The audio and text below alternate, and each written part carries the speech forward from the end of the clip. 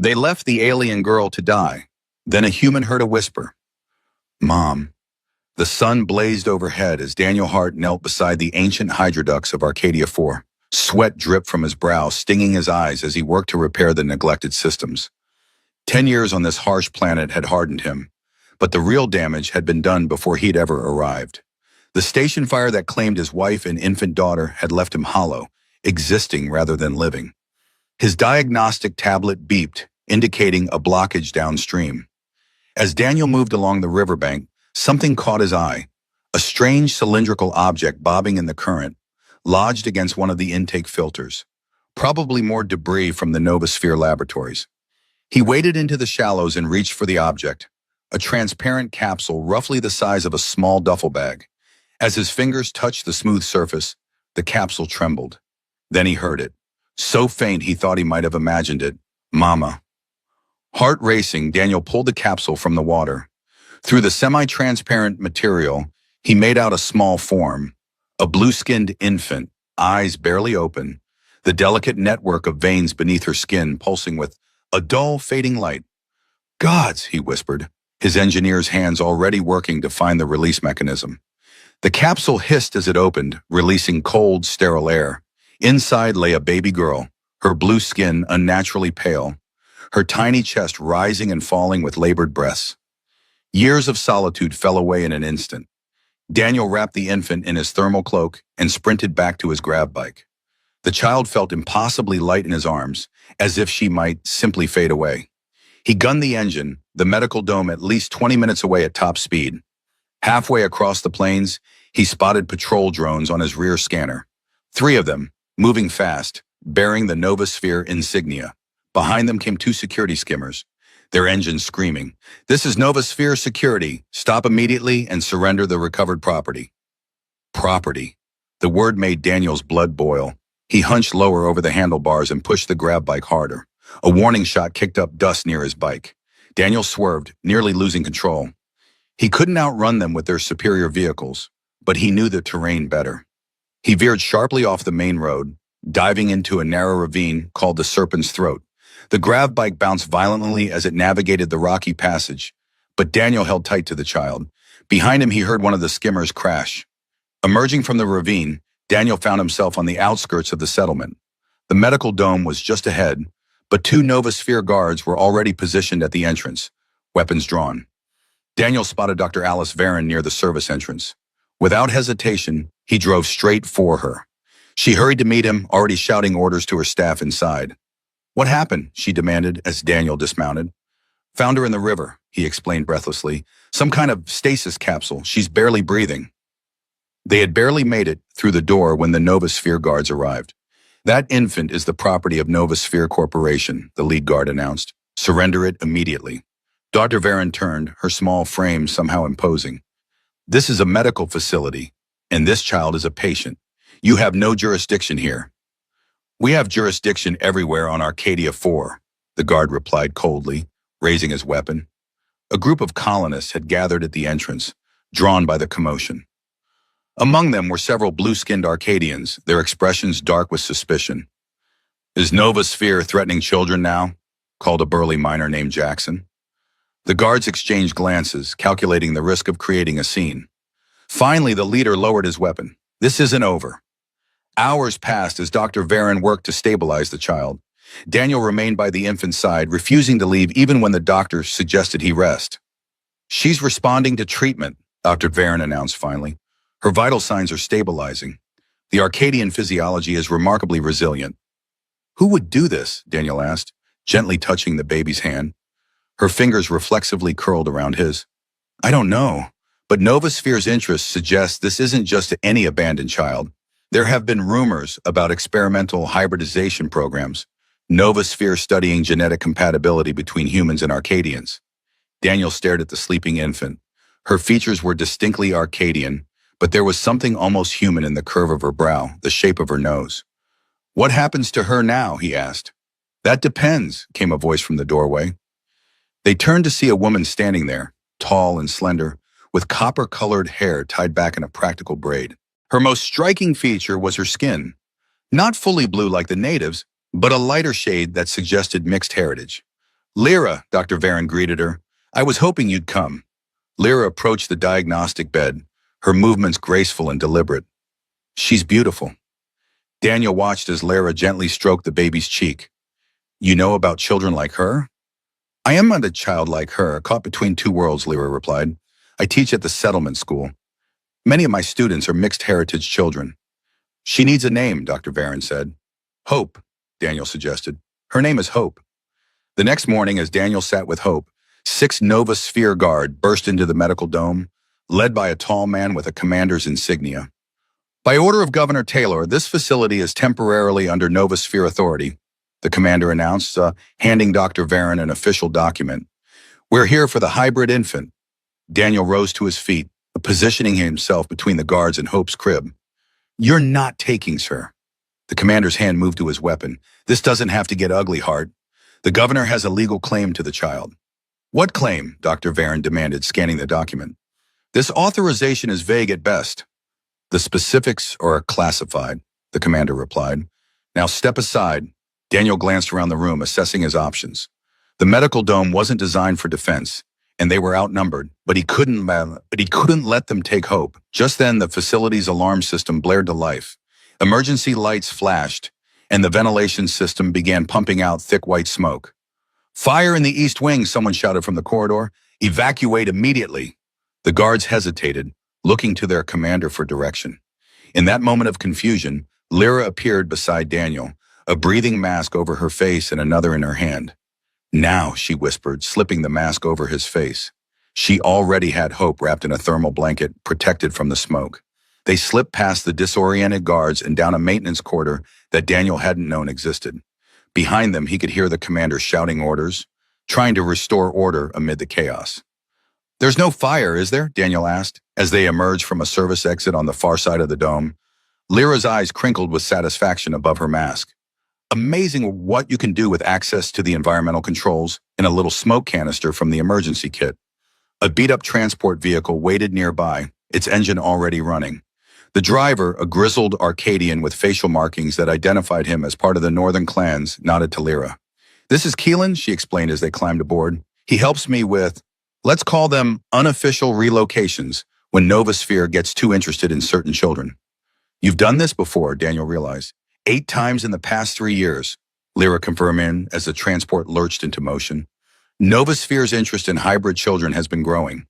Most births are registered and monitored, but occasionally there are those who slip through the cracks or are deliberately hidden. Where are we going? Daniel asked, cradling Hope protectively as the transport picked up speed, heading away from the settlement or toward the eastern wilderness. Somewhere safe, Lyra replied. A place Nova Sphere doesn't know exists. They traveled for hours, the terrain growing increasingly rugged as they left the developed areas behind. The twin suns of Arcadia 4 began to set, casting long shadows across the landscape. Finally, Keelan steered the transport into a narrow canyon, navigating between towering rock formations until they reached what appeared to be a dead end. He stepped out and approached the rock wall, pressing his hand against a specific spot. A section of the cliff face shimmered and disappeared, revealing a hidden passage. Projection technology, Lyra explained, seeing Daniel's surprised expression. Salvaged from an abandoned Nova Sphere research station.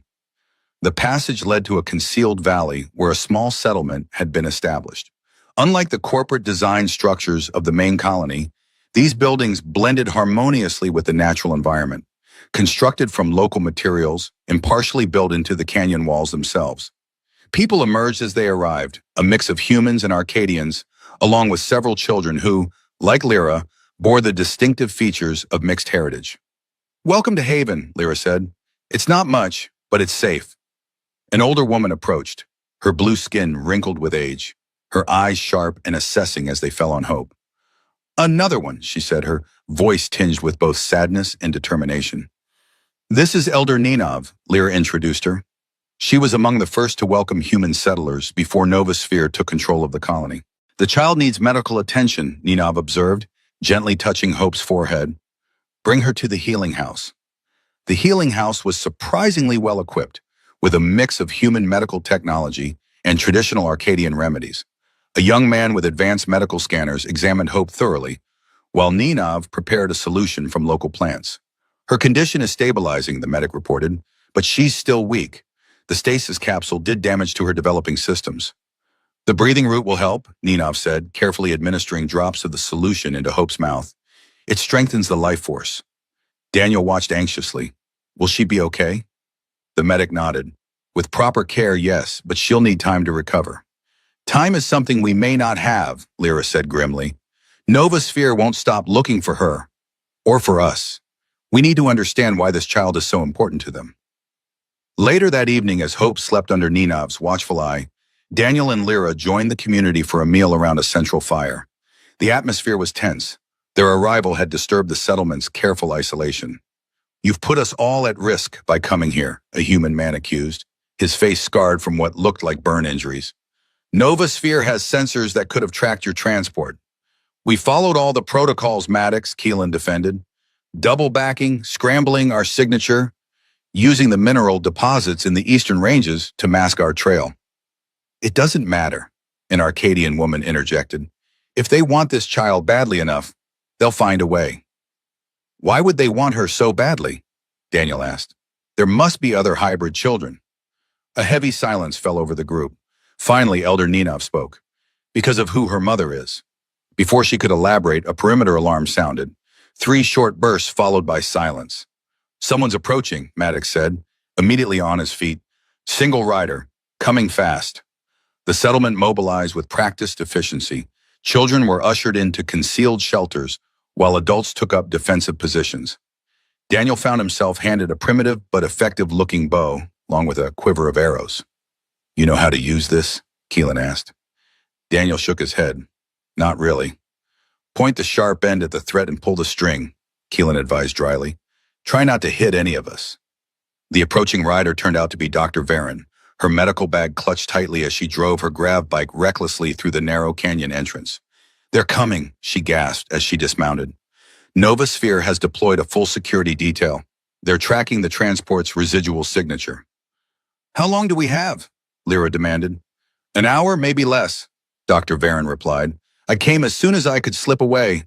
They're questioning everyone in the settlement. Elder Ninov took immediate charge. Prepare for evacuation. We cannot risk a direct confrontation. Evacuation? Daniel repeated. To where? There are other sanctuaries, Lyra explained. This isn't the only hidden community. What about Hope? Daniel asked. She's not strong enough to travel. I brought supplies, Dr. Varen said, opening her medical bag. Stabilizers, nutrients, everything she'll need for transport. As the community hastily packed essential supplies, Daniel returned to the healing house to check on Hope. To his surprise, he found a woman already there, leaning over the baby's crib. She whirled around at his entrance, and he recognized her immediately from colony broadcasts. Serena Talor, the governor's daughter. How did you find this place? Daniel demanded, raising the bow Keelan had given him. Serena raised her hands. Please, I'm not here to cause harm. I came alone. Why should I believe you? Because she's my daughter, Serena said, her voice breaking, and my father wants her dead. Before Daniel could respond, Lyra and Elder Ninov entered the healing house. Serena Talor, Ninov said, unsurprised. I wondered when you would finally come. You know her? Daniel asked incredulously. We've never met, Ninov clarified, but I know of her relationship with Tarek. Tarek? Daniel repeated. My child's father, Serena explained, an Arcadian warrior assigned to my security detail. We fell in love, despite knowing the risks. Your father didn't approve, Lyra guessed. Serena's laugh was bitter. My father built his power on maintaining separation between humans and Arcadians. A half-breed grandchild was intolerable to him. When he discovered I was pregnant, he imprisoned me, claiming I was suffering from mental instability. When the baby was born, they told me she had died. But you didn't believe them, Daniel said. I suspected the truth when I overheard guards talking about a disposal operation that had gone wrong, Serena replied. Then reports came of a hybrid infant being recovered near the river. Her eyes filled with tears as she looked at Hope. I had to see for myself. Novasphere forces are approaching, Lyra reminded them urgently. We need to move now. I can help, Serena offered. I know their protocols, their methods, and I have access to resources you don't. Daniel exchanged glances with Lerky and Ninov. Could they trust the daughter of the man hunting them? If you betray us, Ninov warned, You condemn not only us, but your own child. I would die before letting my father harm her again, Serena vowed. With Serena's help, they formulated a new plan. Instead of fleeing to another sanctuary, they would split into three groups. One group would create a diversion to the north, leading the Novosphere forces away from their actual location. The second group would evacuate the most vulnerable members of the community to a temporary safe location. The third group, Daniel, Lyra, Serena, and Dr. Varen with Hope, would take a risky route through the Ash Barrens, a desolate region avoided by both humans and Arcadians due to its unstable terrain and toxic dust storms. The Barrens are dangerous, Keelan warned as he helped them prepare a specialized transport designed to withstand harsh conditions. But Novosphere won't follow you there. Their equipment isn't designed for it. Where will we go once we cross the Barrens? Daniel asked. The Northern Territories, Serena replied, where Tarek's people live. They've maintained their independence from Novosphere's influence. If we can reach them, they'll protect Hope. As they prepared to depart, alarm sensors blared again, this time continuously. They're here, Maddox announced, rushing into the healing house. At least 30 soldiers with tracking equipment and heavy weapons. We're out of time, Lyra said, securing Hope in a specially designed carrier that would protect her from the environmental hazards they would face. The diversion team moved out first, creating a series of small explosions and sensor ghosts to the north of the settlement. As Novosphere forces diverted to investigate, the evacuation team slipped out through a secondary exit, a narrow tunnel that led to a network of caves beyond the valley.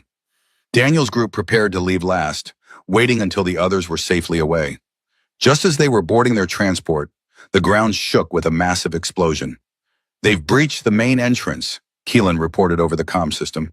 The diversion didn't work, or they split their forces. Go, Ninov urged them. We will hold them off as long as we can. Daniel hesitated, reluctant to leave the others to face Novosphere's forces. We can't just abandon you. This isn't about us, Ninov said firmly. It's about the child. She represents something greater than any individual. The possibility of true unity between our peoples. That is worth fighting for. Worth dying for if necessary. With a heavy heart, Daniel climbed aboard the transport. Lyra took the controls, her face set in grim determination as she activated the vehicle's camouflage system, a technology that would bend light around them, making them nearly invisible to standard sensors. They slipped out through a concealed exit on the far side of the valley, just as the sounds of weapons fire echoed behind them. Through the rear viewport, Daniel saw Novosphere soldiers storming the settlement, led by a tall figure he recognized as Commander Vex, the governor's head of security. The transport skimmed low over the ground, its engines muffled as they put distance between themselves and the conflict. Hope, secured in her protective carrier between Daniel and Serena, slept peacefully, unaware of the chaos surrounding here. How did they find us so quickly? Dr. Varen wondered aloud. Even with transport tracking, they shouldn't have been able to pinpoint the exact location. Serena's expression darkened. There must be a tracking device we missed. Something. She stopped suddenly, her hand going to a slender bracelet on her wrist. Oh no. What is it? Daniel demanded. My ID bracelet, Serena said, horror dawning on her face. All Novosphere executives have them implanted. They're supposed to be for our protection, in case of kidnapping or accidents. I never thought. She yanked the bracelet off and examined it closely. It's been modified. This isn't standard issue. Your father was tracking you, Lyra realized, her eyes on the viewport. And they're still tracking us. In the distance behind them, 2 Novosphere pursuit vehicles had appeared, closing rapidly. We need to get rid of that, Daniel said, reaching for the bracelet. Wait, Dr. Varen interrupted. If we discard it now, they'll know we've discovered it. We can use this. She took the bracelet and moved to a storage compartment, retrieving a small drone used for environmental sampling. We'll send this in another direction. Buy ourselves some time. Working quickly, she attached the bracelet to the drone and programmed a course that would take it west, away from their intended route to the Ash Barrens. The drone zipped away, and they watched the sensors as the pursuit vehicles changed course to follow it. That won't fool them for long, Lyra warned, accelerating their transport toward the ominous dark haze on the horizon that marked the beginning of the Ash Barrens. She was right. Within 20 minutes, the pursuit vehicles had reappeared on their sensors, now accompanied by an aerial unit that would be able to track them visually, regardless of their camouflage system.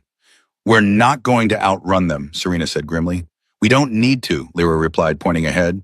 We just need to reach the barrens before they catch us.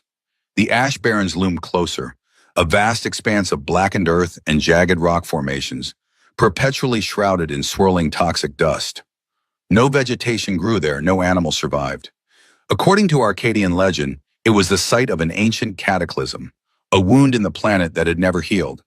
As they approached the boundary, warning sensors in their transport blared to life. Toxic particulate levels exceeding safety parameters, the system announced. Respiratory protection required. Lyra distributed breathing masks specially designed to filter the Baron's toxic dust.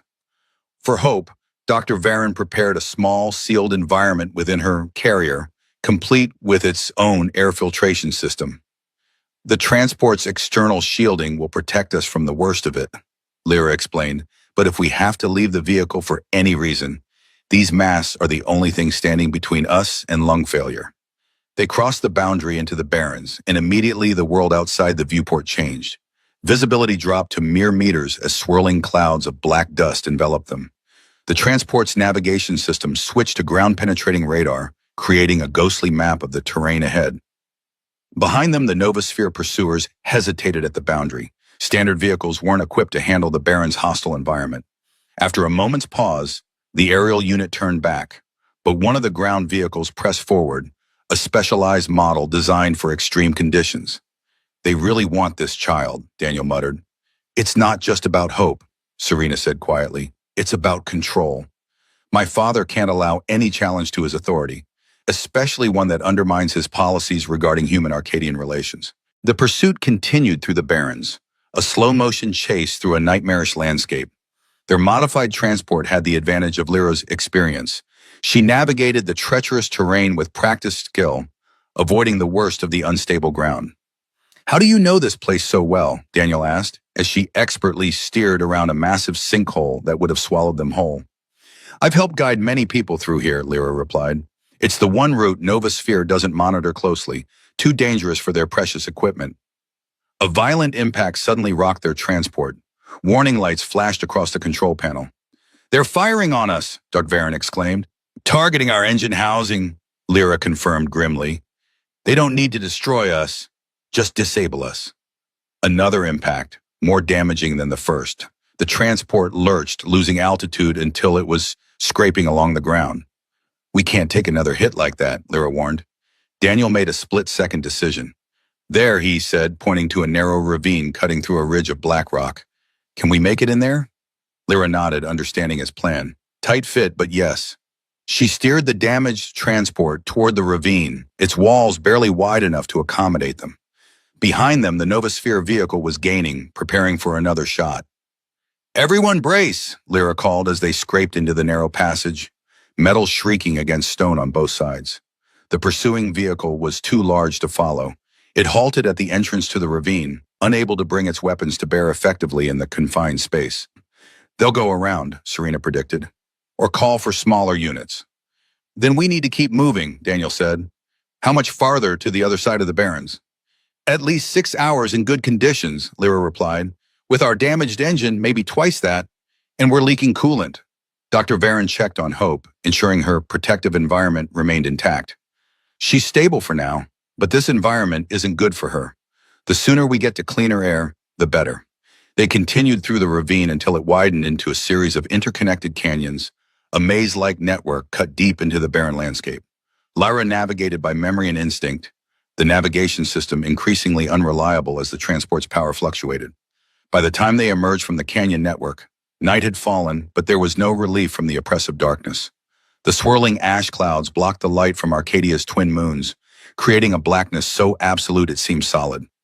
The transport's external lights provided the only illumination, creating eerie tunnels of visibility through the ash-laden air. They had managed to shake their immediate pursuers, but the vehicle's condition was deteriorating rapidly. We need to find shelter, Lyra decided as warning indicators showed critical system failures imminent. There's an old mining outpost about 3 kilometers ahead. We can take refuge there until daylight. The outpost proved to be little more than a collection of abandoned structures, half buried in ash drifts. They managed to guide the failing transport into what had once been a vehicle bay before the engines gave out completely. "That's it," Lyra announced, shutting down the systems to prevent an explosion. "We're on foot from here." They secured the structure as best they could, sealing gaps where toxic air might seep in. Inside one of the buildings, they found the remains of an emergency shelter, a reinforced room with its own air filtration system that still had some functionality. As they settled in for the night, Hope began to cry, a weak, distressed sound that tore at Daniel's heart. "The air quality is affecting her," Dr. Varon said, checking the baby's vital signs. "The filtration in her carrier is working, but it's not perfect, and she needs nutrition." Serena cradled her daughter, singing softly. "I never got to do this," she whispered. "Never got to hold her, comfort her." Daniel watched them, feeling both an outsider and somehow intrinsically connected to this makeshift family unit. Lyra joined him, her expression somber. "Novasphere will send search parties at first light," she said quietly, "and our transport is finished." "There must be something here we can use," Daniel replied, unwilling to accept defeat. This was a mining operation. They would have had vehicles, equipment. They searched the outpost thoroughly, finding mostly ruins and decay, but in a collapsed storage shed, Daniel discovered an old ground crawler, a heavy-duty vehicle designed for mineral collection. It was ancient technology, with treads instead of gravitational lifts, powered by a combustion engine rather than modern energy cells. "Can you make it work?" Lyra asked as Daniel examined the crawler's engine compartment. "Maybe," he replied. "The engine's intact, just needs fuel and some basic repairs. As an engineer, I've studied these old systems." "I'll help," Serena offered, joining them. "I specialized in historical technology before my father pushed me into corporate management." They worked through the night, scavenging parts from their damaged transport and the outpost's abandoned equipment. By dawn, though the perpetual gloom of the Barrens made it hard to tell, they had the crawler operational. "It's loud, slow, and about a century out of date," Daniel admitted, as the engine roared to life, belching black smoke. "But it should get us through the Barrens." They transferred their supplies and Hope's carrier to the crawler, whose sturdy construction provided better protection from the environment than they had expected. Its cabin was designed to operate in mining conditions with robust air filtration. As predicted, Novasphere search units appeared on the horizon as they departed the outpost. 3 aerial drones flying in a search pattern that would eventually bring them to the abandoned buildings. "They'll find our transport," Dr. Varon said. "Let them," Daniel replied, steering the crawler away from the outpost, its heavy treads crushing the black rock beneath them. "By then, we'll be long gone." The crawler's primitive but effective design proved perfectly suited to the Barrens. Where more advanced vehicles would struggle with the fine ash clogging their systems, the crawler simply pushed through, its mechanical simplicity its greatest strength. They had been traveling for several hours when Lyra, who had been monitoring their makeshift scanning equipment, suddenly tensed. "We've got company, something big, moving fast." Through the swirling ash, a massive shape appeared, a Novasphere excavator, repurposed as an assault vehicle. Its front bore a massive plow designed to clear anything in its path, and mounted on its upper deck was a pulse cannon that could reduce their crawler to scrap with a single shot. "They must have had it stationed at the Barren's edge," Serena said, "waiting for us to emerge." The excavator accelerated toward them, the ground shaking with its approach. Daniel pushed the crawler to its limits, but they couldn't outrun the larger vehicle. "There," Lyra pointed to a massive field of jagged rock formations rising from the ash plain. "The stone forest. The excavator's too big to follow us in there." Daniel steered toward the formation, the crawler bouncing violently over the increasingly rough terrain. Behind them, the excavator gained ground, its plow lowered menacingly. They reached the edge of the stone forest just as the excavator made contact, its plow glancing off the crawler's rear section with a screech of tearing metal. The impact sent them careening forward, barely maintaining control as they plunged between the towering rock spires. The excavator, unable to follow, circled the perimeter of the formation. Its pulse cannon fired, shattering one of the massive stone columns. Debris rained down around them and as Daniel navigated the maze-like passages between the spires. "They're trying to collapse the formations on us," Lyra realized as another cannon blast echoed through the stone labyrinth.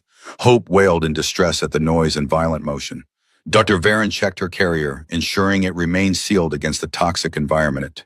We need to get her out of here soon. This stress isn't good for her. They pushed deeper into the stone forest, the excavator's attacks becoming less frequent as they moved beyond its effective range. The rock formations grew denser, creating a natural fortress that shielded them from pursuit. By late afternoon, they had reached the far side of the formation. Beyond it, the terrain of the barrens began to change. The ash drifts less frequent, the ground more stable.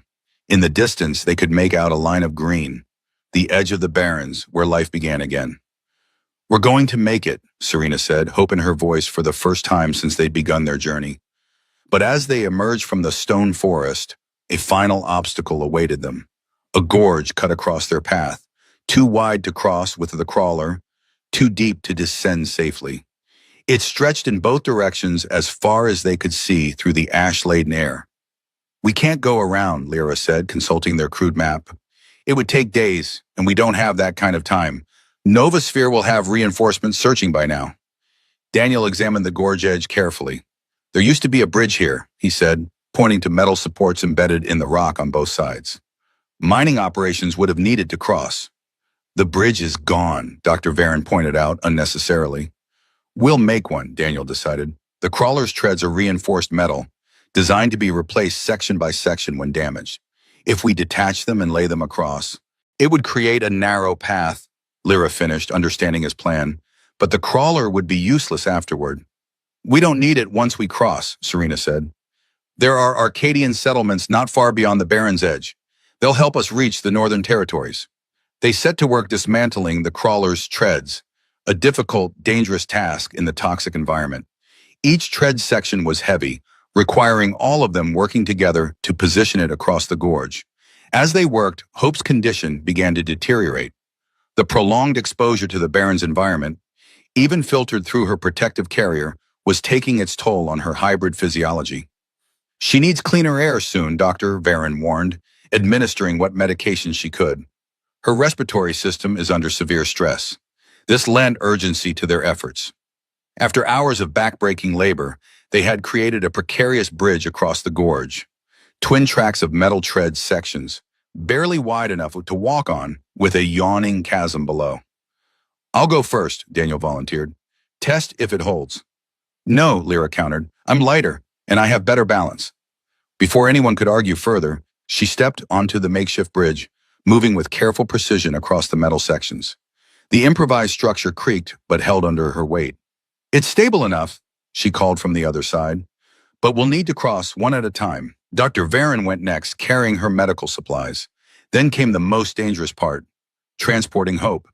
They secured her carrier with ropes, creating a pulley system that allowed Lyra and Dr. Varen to draw her across, while Daniel and Serena stabilized the ropes from their side. Halfway across, one of the tread sections shifted, tilting alarmingly. Hope's carrier swung out over the abyss, held only by the straining ropes. Pull her up, Daniel shouted, desperately trying to stabilize the bridge.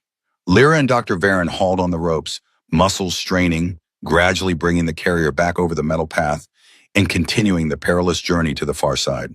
When Hope was safely across, Serena prepared to follow. Just then, the distinctive sound of Novasphere aerial units reached them.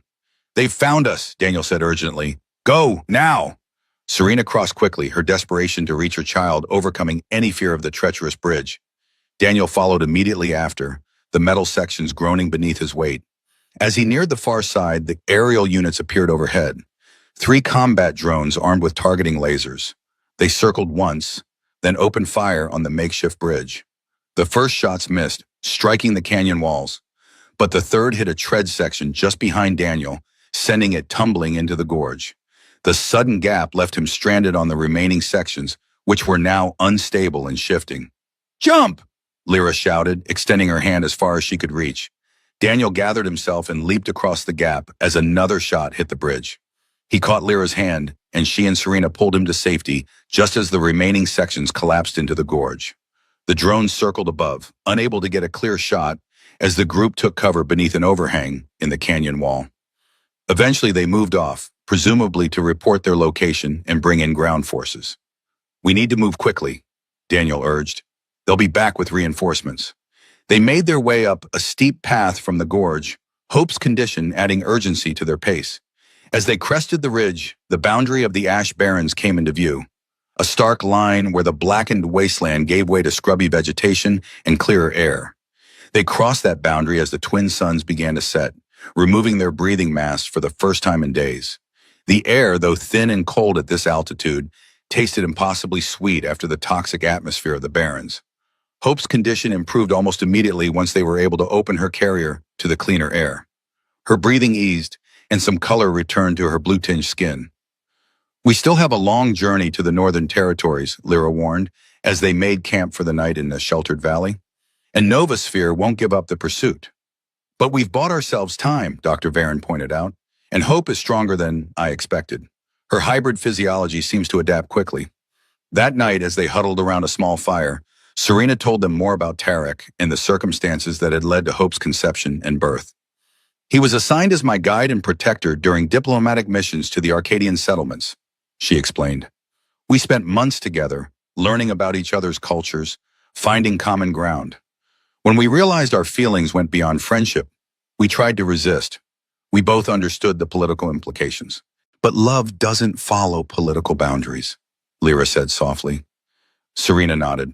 "When I discovered I was pregnant, Tarek wanted to announce it publicly, to force the issue of integration into the open. But I knew my father too well.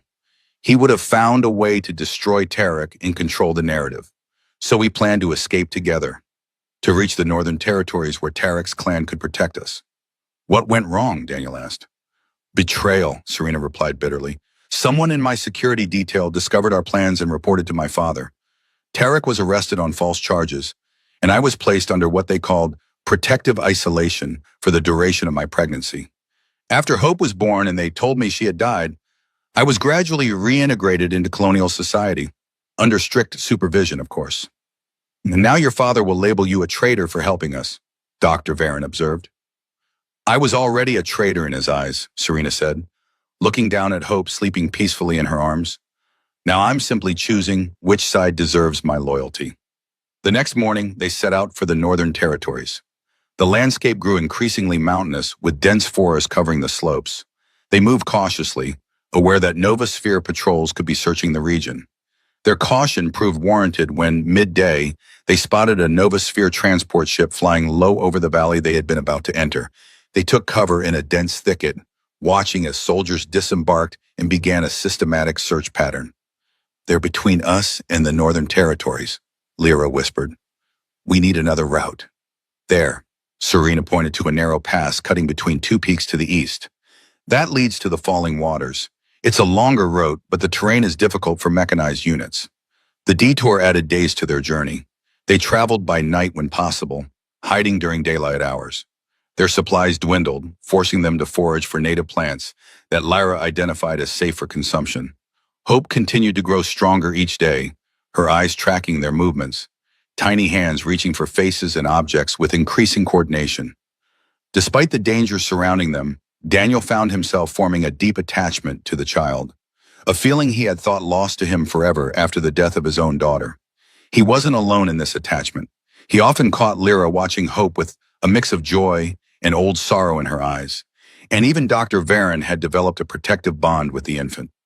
On the fifth day of their journey, they reached the Falling Waters, a series of stepped plateaus where countless streams cascaded from one level to the next, creating a natural maze of waterways and pools. The constant sound of falling water masked their movements, providing some security as they navigated the challenging terrain. It was there that they encountered the first Arcadian patrol from the Northern Territories, warriors on foot, armed with bows and spears rather than the energy weapons used by Novasphere forces. Their skin was a deeper blue than the Arcadians from the settled regions, and they wore distinctive facial markings identifying their clan affiliations. The patrols surrounded them before they even realized they had been spotted, appearing silently from the surrounding forest with weapons ready. "State your purpose in these lands," the leader demanded in heavily accented standard. Serena stepped forward, Hope cradled in her arms. "I seek Tarek of the River Clan. I am Serena Talor, and this is his daughter." The warriors exchanged glances, clearly recognizing Serena's name.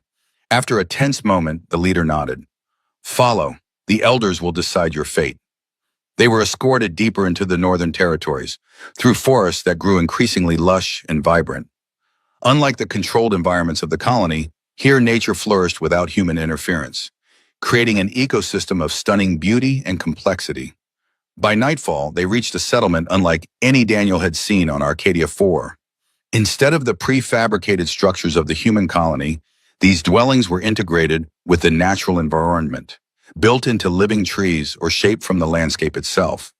The arrival of outsiders, especially a human group, including the daughter of Governor Taylor, created a sensation. Arcadians gathered to watch as they were led to a central gathering space where the clan elders awaited them. 7 elders sat in a semicircle, their aged blue faces solemn and evaluating. Among them, slightly apart, sat a younger male Arcadian whose posture and facial markings indicated high status. His eyes widened as he caught sight of Serena and the bundle in her arms. "Tarek," Serena whispered, her voice thick with emotion. He rose, seemingly unable to believe what he was seeing. "They told me you had died in childbirth," he said, his voice rough with suppressed emotion. "That both of you were lost." "And they told me our daughter had died," Serena replied. "We were both deceived." Tarek approached slowly, his eyes fixed on Hope. When he reached them, he gently touched the infant's face with a trembling hand. Hope gurgled happily, grabbing his finger with surprising strength. "She knows you," Serena said softly. Somehow she knows her father. The reunion was interrupted by the eldest of the clan leaders, who rapped his staff against the ground for attention. "This touching scene does not change the fact that you have brought Novasphere's wrath to our doorstep. Governor Taylor will not allow his daughter and grandchild to remain here unchallenged." "We didn't lead them here," Daniel objected. "We took every precaution." "Novasphere has been probing our borders for days," another elder countered. "Their ships circle just beyond our territory. They may not know exactly where you are, but they know the direction you fled." "Then help us end this conflict," Lyra suggested. "Not through war, but through truth." "What truth could possibly sway a man like Governor Taylor?" the first elder asked skeptically. "The truth that his actions have been documented," Dr. Varen said, producing a small data crystal from her medical bag. "I've recorded everything. Serena's testimony, medical evidence of the attempt on Hope's life, genetic confirmation of her parentage. If this information were made public throughout the colony, the governor would face serious consequences," Serena finished, "both from Earth Central and from the colonists themselves. Mixed relationships may be discouraged, but attempted infanticide is a capital crime under bond colonial law." The elders conferred among themselves, speaking in rapid Arcadian that even Lyra struggled to follow. Finally, Tarek addressed them. "My people will not turn away a child of our blood, nor those who risk their lives to protect her," he declared. "But neither will we invite war with Novasphere. We must find another solution." "I have one," came a new voice from the edge of the gathering. All heads turned to see a figure emerge from the shadows. Elder Ninov, her clothing torn and dirty, her face bearing fresh scars but her eyes as determined as ever. "Ninov," Lyra exclaimed, "we thought you were captured, or worse." "Some were," Ninov acknowledged grimly, "but many escaped, and in their pursuit of you, Novasphere revealed their true nature to all of Arcadia 4. She stepped into the center of the gathering. The attack on Haven was witnessed and recorded by those who escaped. Images of Novasphere soldiers firing on unarmed civilians, including children, have spread throughout the colony. Public opinion has turned sharply against the governor. Even his corporate allies are distancing themselves. "My father won't give up power easily," Serena warned. "He may have no choice," Ninov replied. "A delegation from Earth Central arrived yesterday, responding to reports of the unrest. They've called for a public inquiry into Novasphere's governance of the colony." This news changed everything. Earth Central's authority superseded even Novasphere's corporate rights on Arcadia 4. If they were investigating the governor's actions, there was a real chance for justice. "We need to return," Daniel realized, "to testify." "It's too dangerous," Tarek objected, placing a protective arm around Serena and Hope. "The governor will still have loyal forces. Without our testimony and proof of Hope's existence and identity, it becomes one word against another," Dr. Varen pointed out. "The governor is a skilled manipulator. He could twist this to his advantage." The debate continued late into the night, with valid concerns on both sides. In the end, it was Serena who made the decision. "I've been running and hiding long enough," she said firmly. "It's time to face my father, not just for Hope's sake, but for all the children like her, for the future of this colony." 2 days later, they arrived at the colony's central administrative dome, escorted by a mixed guard of Northern Territory warriors and independent colonist militia who had rallied against Novasphere's increasingly repressive tactics. The Earth's central delegation, three stern-faced officials with the authority to override colonial governance in cases of serious misconduct, had convened a public hearing. The dome's central chamber was packed with colonists, both human and Arcadian, all eager to witness what many were already calling the judgment of Taylor. Governor Taylor sat alone at the respondents' table, his usual entourage of advisors and security conspicuously absent. His face betrayed no emotion as Serena entered with Hope in her arms, flanked by Daniel, Lyra, Dr. Varen, and Tarek. The lead delegate, a silver-haired woman named Director Chen, called the hearing to order. "We are here to investigate serious allegations against Governor Alexander Taylor and the Novasphere Corporation regarding their governance of Arcadia 4 colony, specifically charges of attempted infanticide, false imprisonment, abuse of corporate authority, in violation of the colonial charter's provisions on equal treatment of indigenous populations." The evidence was presented methodically. Dr. Varen's medical records proving Hope's near-death state when found and her genetic relationship to both Serena and Tarek. Testimony from Haven survivors about Novasphere's attack on a peaceful settlement. And most damning of all, Serena's account of her father's direct order to dispose of the half-breed abomination. Throughout it all, Governor Taylor maintained his composure, showing emotion only when Serena detailed how he had lied to her about Hope's death. Even then, it was merely a tightening of his jaw, a brief flash of something unreadable in his eyes. When his turn came to respond, he rose with the confident bearing of a man accustomed to power. "The allegations against me are the product of my daughter's unfortunate mental instability, exacerbated by her relationship with an Arcadian male who manipulated her for political purposes. The infant in question was believed stillborn, a tragic medical outcome, not a criminal act. As for the operation at the unauthorized settlement called Haven, our forces were responding to reports of kidnapping and seditious activity." His defense was smooth, practiced, and might have been effective had it not been for one final piece of evidence. "The delegation recognizes Head of Security Riker," Director Chen announced. A man entered from a side door, Commander Vex's second-in-command, a career Novasphere officer who had always seemed utterly loyal to the governor. He approached the witness position, his face grave. "Commander Riker," Director Chen began, "you served as Governor Taylor's head of personal security for 7 years, correct?" "Yes, Director." "And were you present at the birth of Serena Taylor's child?" "I was," Riker confirmed. "Governor Taylor ordered me to oversee the medical team personally." "What happened after the birth?" Riker's voice remained steady, but his hands gripped the podium tightly. "The child was born healthy, a female hybrid with normal vital signs. Governor Taylor ordered me to make it disappear permanently. His exact words were, 'No trace, no body, no record.'" The chamber erupted in murmurs of shock and outrage. Governor Taylor's face finally showed emotion, fury mixed with disbelief as he stared at his trusted officer. "You betrayed me," he said, his voice barely audible over the noise. "I disobeyed an illegal order," Riker corrected. "I couldn't kill an innocent child, regardless of her heritage. So I placed her in a stasis pod programmed to maintain life support for 12 hours and set it adrift in the river, hoping someone would find her." He looked directly at Daniel. "I calculated that repair crews checked the water intakes daily. It was the only chance I could give her without directly defying the governor, which would have meant my immediate replacement by someone who would have carried out his orders without hesitation." "A convenient story," Governor Taylor sneered. "Where is your proof of these alleged orders?" Riker removed a small device from his uniform pocket.